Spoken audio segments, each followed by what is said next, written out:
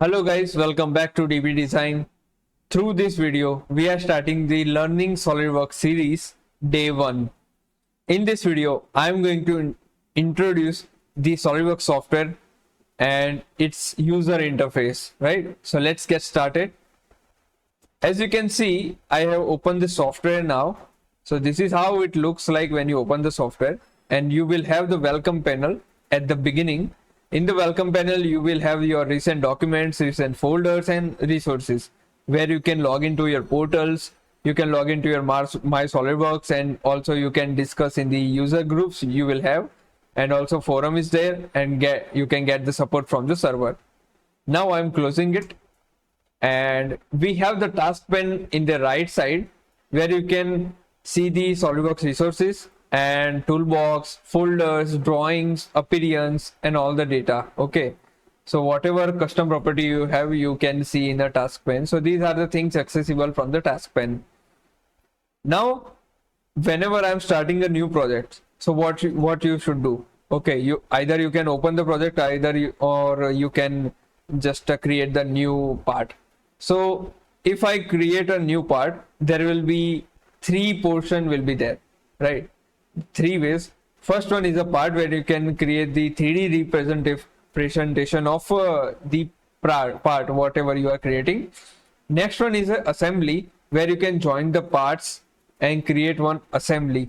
And in the third one, there will be a drawing where you can create the 2D engineering drawing, and tolerance you can give in that. Okay, so this is the basic idea of the SolidWorks user interface. If you create the part, it will take you in the part where you can access features, sketch, surface, all the things will be there in the part, whatever it is related to.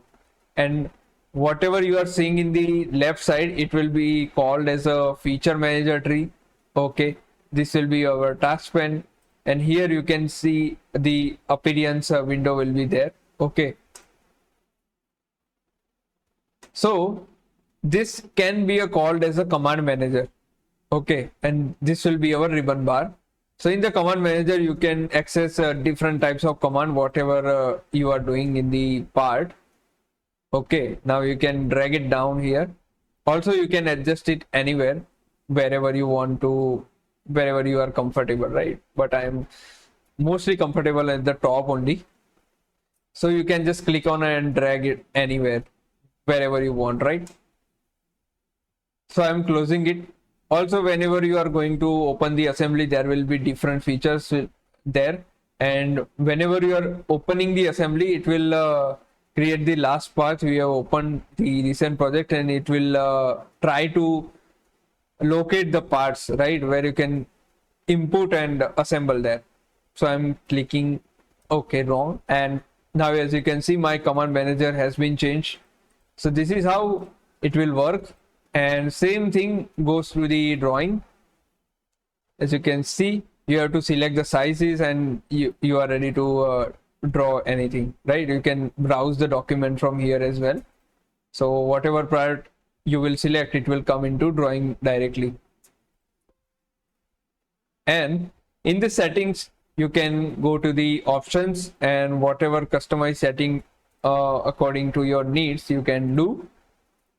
Main thing I want to tell about the add-ins.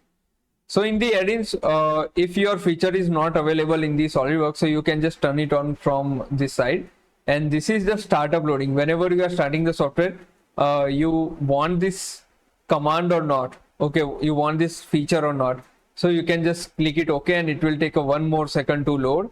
So I'm clicking it off because I don't need in the beginning. So whenever I require, I just click it OK, and it will available for me. So there is no big issue. Also, if you add the another add-ins like a power surfacing, then XPS drivers, 3D connection software, right? So it will come directly into the other add-ins. So this is the basic introduction of add-ins. And now you can see the button sizes. If you have the very high number, then you can select the large view where you will have the very large icons there. Okay, I'm not comfortable with that. I am just clicking it small because I want more workspace to work rather than seeing the icons only. right? So this is the basic introduction of a user interface, and in the future videos you will explore more. Okay, and yeah, that's all for the video, and thank you. Keep sharing, keep learning.